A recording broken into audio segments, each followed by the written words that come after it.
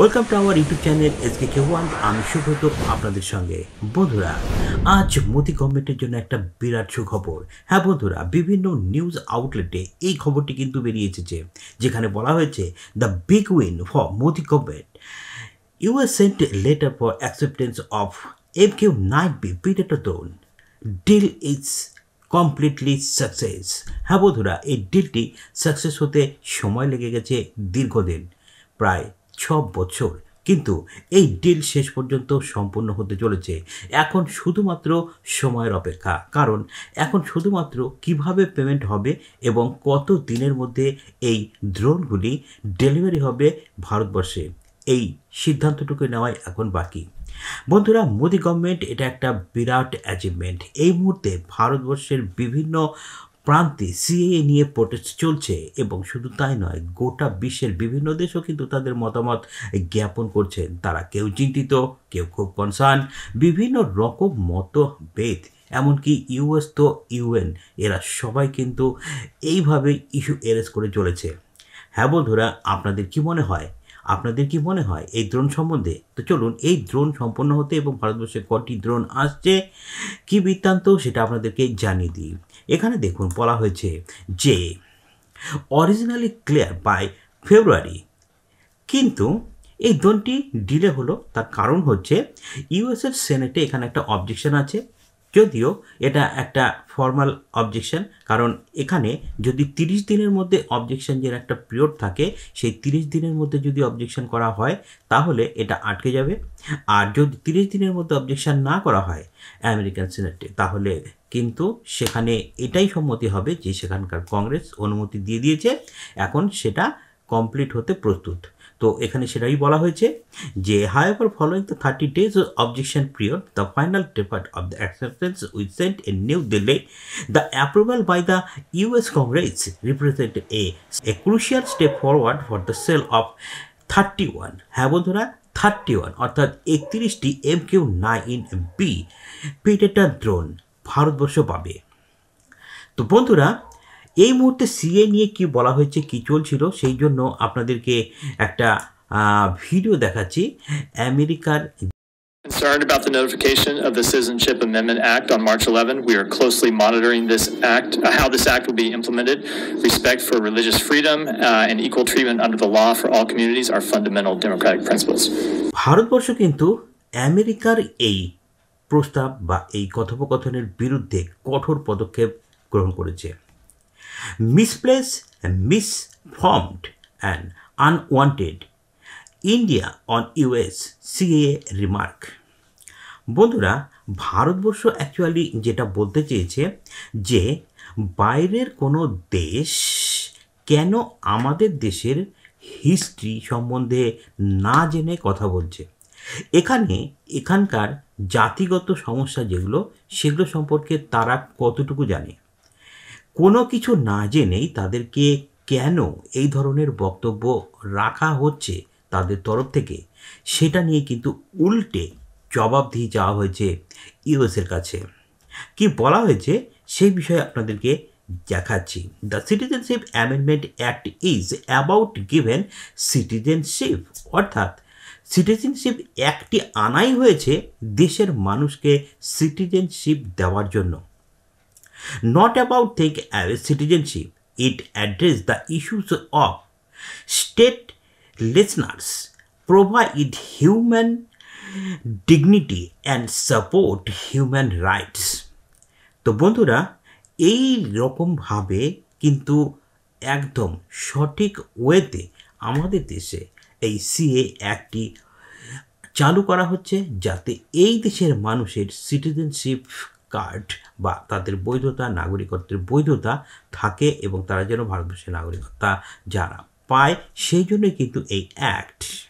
The ministry of external অ্যাফেয়ার্সের spokesman কিন্তু এই কথাটি serve reason the government also said, কি বলেছে, letters by those who have limited understanding of India's pluralistic tradition and the region post partition of history are best not attempt অর্থাৎ ভারতবর্ষের যে পার্টিশনের history রয়েছে, এছাড়াও এখানকার মানুষের যে মিসফর্ম গঠন করা হয়েছিল, সেগুলো কিছু না জেনে তারা কেন এই ধরনের কথা বলছে বা কারোর এই ধরনের কথা বলার কোনো অধিকার নেই। আর সবচেয়ে বড় দশা, আমার দেশে আমি কি করব, কি আইন প্রণয়ন করব, তার জবাবদিহি আমাকে নিশ্চয়ই বাইরের কোনো দেশকে দেওয়ার কোনোই প্রশ্ন আসে না। তো যাই হোক, এই ধরনের এইভাবেই কিন্তু খণ্ডন করা হয়েছে ইউএসের স্ট্যান্ডকে। আর এটা কিন্তু সত্যি খুব দারুণ একটা ব্যাপার। এইভাবে কনসার্ন করাটা উচিত ছিল। আর এইভাবে যদি জোর গলায় না বলা হতো, তাহলে কিন্তু এই ব্যাপারগুলো এত ইজিলি শর্ট আউট করাও সম্ভব হতো না। তো বন্ধুরা, আপনাদেরকে এবার আমি যেটা দেখাচ্ছি সেটা হচ্ছে US commands of CA misplace, এছাড়াও মিসফর্মড অ্যান্ড আনওয়ান্টেড, এটাই কিন্তু বলা হয়েছে। তো সব কিছু আপনাদেরকে বোঝাতে পেরেছি নিশ্চয়ই। আর আপনাদেরকে সিএ সম্বন্ধে আমি ঠিক 2 দিন আগে একটা পোস্ট করেছিলাম। তো যদি আপনারা সেই ভিডিওটি না দেখে থাকেন, তাহলে সেটিও দেখে নেবেন। ডেসক্রিপশানে সেই ভিডিওর আমি লিঙ্ক দিয়ে রাখবো। তো চলুন এবারে চলে আসি যে ইন্ডিয়া ক্লিয়ার ফার্স্ট এই 31 MQ-9B যে প্রেডেটর ড্রোন, সেই ড্রোনটি পেয়ে গেছে। আর এখন শুধু সময়ের অপেক্ষা। তো এই ড্রোন সম্পর্কে আপনাদেরকে অবশ্যই জানানো উচিত। আর এই ড্রোনটি পেতে আমাদেরকে খরচ করতে হচ্ছে $4 বিলিয়ন। $4 বিলিয়ন বিনিময়ে পাওয়া যাবে 31টি ড্রোন। এই মুহূর্তে ভারতবর্ষ এই ড্রোন কিন্তু ব্যবহার করছে, যদিও সেগুলো ছিল রেন্টে নেওয়া ছিল, আর এবারে সেটা পারচেস করছে। এই মুহূর্তে যদি আপনাদেরকে বলি যে দেশে, গোটা বিশ্বে যে সবচাইতে ভালো কোয়ালিটির যে 10টি ড্রোন রয়েছে, সেই 10টি ড্রোনের মধ্যে কিন্তু ভারতবর্ষ এই মুহূর্তে যে ড্রোনটি কিনছে, সেই ড্রোনটি। এখানে দেখুন, এই যে ড্রোনটি কিন্তু বানিয়েছে বোয়িং। এর দাম ঠিক কত আমি বলতে পারছি না, তবে আমার মনে হয় এই ড্রোনটির দাম সবচাইতে বেশি। এটা অনেক বেশি উন্নত মানের ড্রোন। আপনাদেরকে আমি লিস্ট দেখিয়ে দিচ্ছি। এই মুহূর্তে মোস্ট যে ডেঞ্জারাস ড্রোন রয়েছে গোটা বিশ্ব জুড়ে, সেই 10টি ড্রোনের নাম কি কি, তার মধ্যে কিন্তু দেখুন আমরা যে ড্রোনটি কিনছি MQ-9B, সেইটার নামও কিন্তু রয়েছে। এছাড়াও এখানে কিন্তু আরও এতগুলো ড্রোন রয়েছে। এই সমস্ত ড্রোনগুলো কিন্তু এই মুহূর্তে 1 থেকে 10-এর মধ্যে রয়েছে। তো এই ছিল ড্রোনের হিস্ট্রি। এছাড়াও এবারে আমি আপনাদেরকে যেটা জানাবো সেটা হচ্ছে এই ড্রোনের ক্যাপাবিলিটি কি রয়েছে।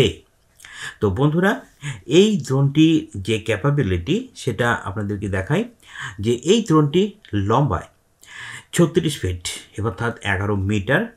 এটা ম্যাক্সিমাম স্পিডে উঠতে পারে 300 কিলোমিটার স্পিডে। এছাড়াও এটি 50,000 ফিট পর্যন্ত উঁচুতে যেতে পারে এবং একটানা প্রায় 27 ঘন্টা উঠতে পারে। এবং এই ড্রোনের সঙ্গে মিসাইলও কিন্তু আমরা কিনছি। এখানে আমরা হালফেয়ার এয়ার টু গ্রাউন্ড যে মিসাইল রয়েছে, সেই মিসাইলটি আমরা কিনছি। এরকম মিসাইলও কিন্তু আমরা কিনছি 114টি। তো অল ইন অল আমি আপনাদেরকে জানাই যে টোটাল ডিলটি আমাদের অনেক বেশি খরচ হচ্ছে ঠিকই, কিন্তু ভারতবর্ষে এই মুহূর্তে ড্রোন তৈরি করতে পারেনি। ভারতবর্ষ যে ড্রোনটি তৈরি করতে চেয়েছিল তার নাম ছিল প্রজেক্ট তাপস, ডিআরডিওর মাধ্যমে।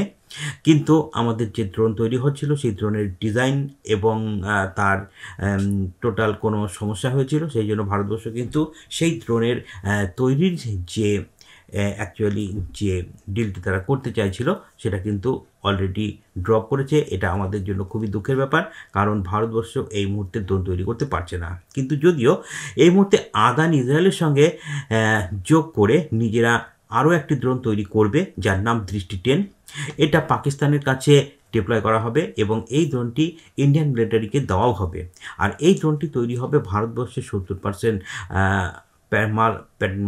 আপনার পার্টস থাকবে 70%, আর ইসরায়েলে থাকবে 30%।